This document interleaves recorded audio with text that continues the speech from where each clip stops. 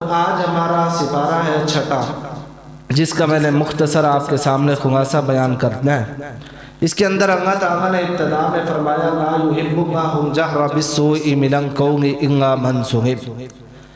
اللہ تعالیٰ ایسی بات کو پسند نہیں کرتے کہ جو بات بری ہو۔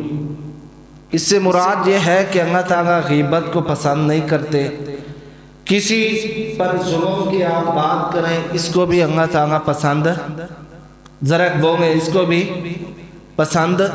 یہ چھوٹے چھوٹے بچے نا ذرا آگے ہو رہے ہیں، ابھی سے آپ بوڑھے ہو گئے، بزرگ ادھر بیٹھے ہیں، بچے پیچھے بیٹھے، آگے ہو آئے۔ یہ 10 منٹ ہے، اصلاح کی کوشش کریں گے تو اللہ تعالیٰ انشاءاللہ ہماری اصلاح کر دے گا۔ یہ تربیت، رمضان ہمیں تربیت دینے آئے ہیں، آگے ہو آئے۔ نبی علیہ الصلوۃ والسلام نے فرمایا کہ جو واعظ کرنے والے کے جتنے قریب بیٹھتا ہے اتنی اس کے اوپر اللہ کی رحمت ہوتی ہے۔ تو آپ کوشش کیا کریں جب بھی درس ہو، پروگرام ہو تو آپ قریب قریب بیٹھا کریں۔ اللہ تعالیٰ ایسی بات کو پسند نہیں کرتے کہ جو دوسروں کے بارے میں کی جائے، غیبت ہو، دوسرے پر حسد کی وجہ سے کسی کی عزت کی بات کی جا رہی ہے، کوئی بھی کسی سے لینا دینا نہیں ہے، اس کے باوجود بھی ہم کسی کے پہ بہتان باندھے جا رہے ہیں، اس چیز کو اللہ تعالیٰ پسند، بولے اس کو اللہ تعالیٰ پسند۔ ہماری آج کی مجلس جو ہم آج اس دور میں بیٹھتے ہیں نا، جہاں پہ بھی، اس وقت تک ہماری مجلس کمپلیٹ ہی نہیں ہوتی جب تک ہم کسی اور کا تبصرہ نہ کریں۔ کسی اور کو جب تک ہم نہیں چھیڑیں گے اس وقت تک ہماری مجلس، اس نے جی یہ کر دیا، اس نے یہ کر دیا، تبصرہ کسی پر کیے بغیر ہم سمجھتے ہیں کہ ہماری مجلس پوری نہیں ہوئی۔ یہ ایک مفت کا نا رحمت کا اس کا شوق پڑ گیا، لذت پڑ گئی ہے کہ کسی کی توہین کریں گے، کسی کے بارے میں غیبت کریں گے، کسی پہ بہتان باندھیں گے تو ہمیں سکون آئے گا۔ لیکن اللہ تعالیٰ اس کو پسند الا من ظلم۔ کب اللہ تعالیٰ اس پہ رخصت دیتے ہیں کہ جب تم پر کسی نے ظلم کیا، تمہارا کسی نے حق کھایا ہے، تم نے شکایت کے لیے آئے ہو کسی کے پاس کہ یار آپ کے بھائی نے میرے ساتھ زیادتی کی ہے، یہ زیادتی کی ہے، اس کا مجھے مداوع کر دے۔ یہاں تک تو بات ٹھیک ہے، یہ نہیں کہ اس نے حق کھایا ہے تو جگہ جگہ یہ ڈاکو، یہ چور، یہ فراڈیا، یہ وہ کچھ ہم دوسروں کو بنا دیتے ہیں کہ اس کے وہم و گمان بھی نہیں ہوتا۔ سب سے پہلے لا یحب اللہ الجہر بالسوء من القول الا من ظلم، زبان سے لفظ نکالنے سے پہلے سوچیں کہ یہ اللہ کی پسندیدہ ہے کہ یا ناپسند ہے۔ جب ہم یہ سوچ لیں گے تو انشاءاللہ ہماری اصلاح ہو جائے گی، پھر ہماری مجلس میں انشاءاللہ ذکر اور اذکار آ جائے گا، پھر اللہ تعالیٰ کی تعریفات آ جائیں گی۔ ہم جب گپ شپ سے باہر نکلیں گے تو انشاءاللہ اللہ تعالیٰ ہماری زبان کی بھی، ہمارے دن کی بھی اصلاح فرما دیں گے۔ پھر اللہ تعالیٰ نے اس بارے میں فرمایا یہود النصارہ کے بارے میں، قرآن جتنا یہود النصارہ کو، عیسائیوں کو واضح طور بیان کرتا ہے نا ہم مسلمانوں کی اصلاح کے لیے کہ یہ یہودی بڑے مکار ہیں، یہ بڑے فراڈیے ہیں، یہ بڑے دھوکے باز ہیں، یہ دکھاتے کچھ ہیں کرتے کچھ ہیں، ان سے قرآن میں بڑی نفرت سکھائی گئی ہے۔ اس میں اللہ تعالیٰ نے سپارے میں بار بار یہودیوں کا تذکرہ اس لیے کہ اللہ تعالیٰ نے قرآن مجید میں کیا ہی اسی طرح، ان کا ایک ایک مکار واضح طور پہ بیان فرمایا کہ سیدنا عیسیٰ علیہ السلام کے بارے میں انہوں نے کہا تھا کہ سیدنا عیسیٰ کو ہم نے قتل کر دیا ہے۔ اللہ تعالیٰ نے اس کا رد فرمایا کہ سیدنا عیسیٰ کو انہوں نے قتل نہیں کیا بلکہ ہم نے ان کو زندہ اوپر اٹھا لیا ہے۔ وَبِقَوْلِهِمْ وَكُفْرِهِمْ عَلَىٰ مَرْيَمَ بُهْتَانًا عَظِيمًا، جب اللہ تعالیٰ نے ان کا یہ مکار لوگوں کے سامنے واضح کیا، وَقَوْلِهِمْ إِنَّا قَتَلْنَا الْمَسِيحَ ابْنَ مَرْيَمَ، کہ انہوں نے مسیح ابن مریم کو قتل کرنے کا دھوکہ لوگوں کو دیا ہوا تھا کہ ہم نے اس کو قتل کر دیا ہے۔ اللہ نے واضح کیا کہ عیسیٰ ابن مریم کو قتل کیا گیا نہیں، بلکہ پیارے پیغمبر جناب محمد صلی اللہ علیہ وسلم کا فرمان ہے کہ عیسیٰ ابن مریم قرب قیامت آئیں گے، ایک دمشق کی مسجد کے مینار کے اوپر ان کو اتارا جائے گا، وہ کام کریں گے، سب سے پہلے لوگوں کو بتلائیں گے کہ یہ جو آپ نے 3 بنا رکھے ہیں نا، پہلے یہودیوں کا اللہ نے ذکر کیا، پھر عیسائیوں کی مکاری کا بھی ذکر کیا۔ انہوں نے کہا کہ ہم نے قتل کر دیا، اللہ نے اس کا رد کر دیا۔ پھر عیسائیوں کو کہا کہ تم نے بھی دھوکہ دیا ہوا ہے، تم نے بھی 3 معبود، 3 کو ملا کے ایک اللہ بنا کے پیش کر دیتے ہو۔ نبی علیہ السلام نے فرمایا سب سے پہلے جب عیسیٰ علیہ السلام اتریں گے، سب سے پہلے اس صلیب کو توڑ دیں گے۔ یہ جو ان کا عقیدہ ہے نا، 3 کا ثلاثہ کا جو عقیدہ ہے، اس کو سب سے پہلے سیدنا عیسیٰ آ کے خود توڑ دیں گے، ان کا مکار واضح کرنے کے لیے خنجیر کو ذبح کر دیں گے، قتل کر دیں گے۔ سیدنا عیسیٰ علیہ السلام کا اللہ تعالیٰ نے ذکر کیا کہ ان کو قتل کیا گیا نہیں، وہ قرب قیامت آئیں گے۔ یہودیوں کی مکاری، وہ جگہ جگہ کہتے تھے کہ ہم نے ان کو قتل کر دیا۔ پھر اللہ تعالیٰ نے بیان کیا کہ وہ بہتان سیدنا مریم پر باندھتے تھے، نعوذ باللہ، وہ کہتے تھے کہ مریم، نعوذ باللہ، اعوذ باللہ، کہ سیدنا مریم علیہ السلام کیا ہے؟ فحش ہے، بدکار ہے۔ تو اللہ تعالیٰ نے اس کا رد کیا، اس کا فرمایا کہ سیدنا مریم علیہ السلام کا ذکر کیا اسی پارے میں کہ سیدنا عیسیٰ کو روح ہم نے اس لیے کہا، روح اللہ اس لیے کہا کہ ہم نے مریم کے رحم میں ڈرک اپنی روح پھینکی۔ ڈرک اللہ تعالیٰ نے سیدنا مریم کے رحم میں روح کو پھینکا، اس وجہ سے اللہ تعالیٰ نے عیسیٰ کا لقب روح اللہ قرار پایا کہ نہ وہ بدکار ہیں نہ وہ فاحش ہے، بلکہ یہ تو اللہ تعالیٰ نے اپنا ایک معجزہ دکھایا ہے۔ جب یہ بات یہودیوں کے سامنے پیش کر دی گئی کہ اللہ تعالیٰ نے اپنی رحمت کے ساتھ اپنا معجزہ، اللہ تعالیٰ نے اپنی شان دکھانے کے لیے یہ سب کیا ہے، تو انہوں نے اس بات میں سے ایک بات اور نکال لی۔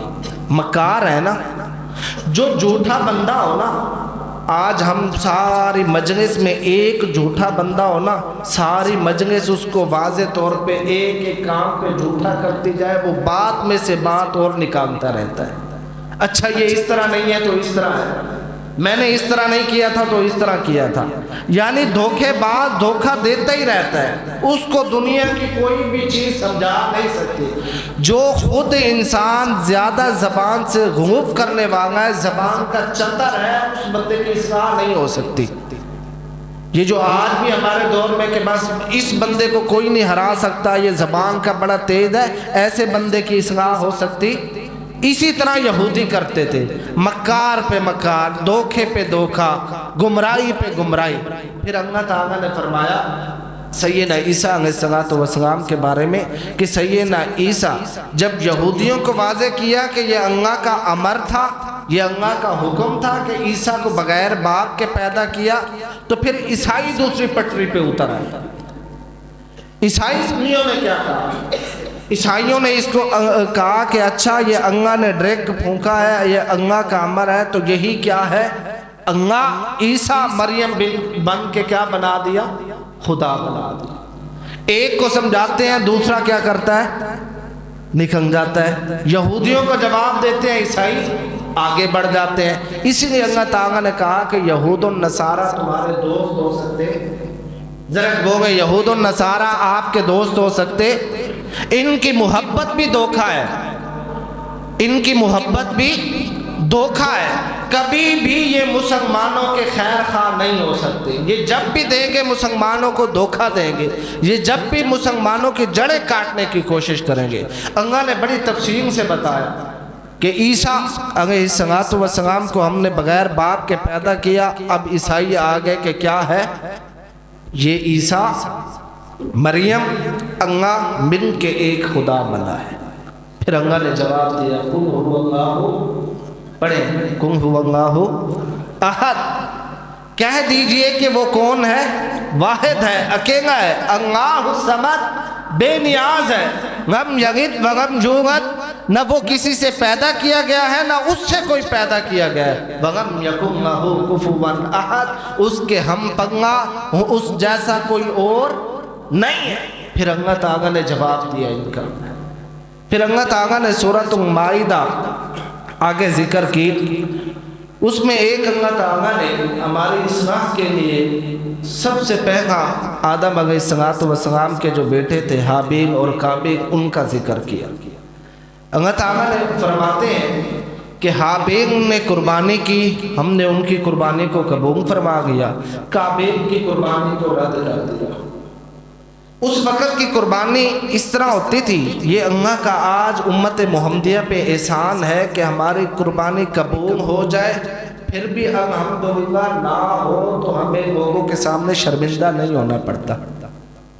उस वक़्त पहले उम्मतों में ये होता था कि कुर्बानी जानवर को ज़िबा किया, एक चट्टान जगह पे मैदान में जाके गोश्त रख दिया, जिस गोश्त को आसमान से आग आएगी, आग के राख बना देगी, जगा देगी, वो कुर्बानी कबूल हो गई। जिसको आग ने नहीं जगाया वो कुर्बानी कबूल नहीं हुई। अगर आज यही होता उम्मत मोहम्मदिया में, आप बताएं कि हम कितने रुसवा होते, हम कितने ज़लील हो जाते। ये अल्लाह का एहसान है जो मैंने रात जिक्र किया कि अल्लाह ने हमें उम्मत मोहम्मदिया में पैदा किया। कुर्बानी जब रख दी जाती, आज क्या है, आज कुर्बानी कबूल हो जाए तब भी ठीक है, ना हो अल्लाह ताला इज्जत भी रख लेता है, गोश्त भी हम खुद खा लेते हैं।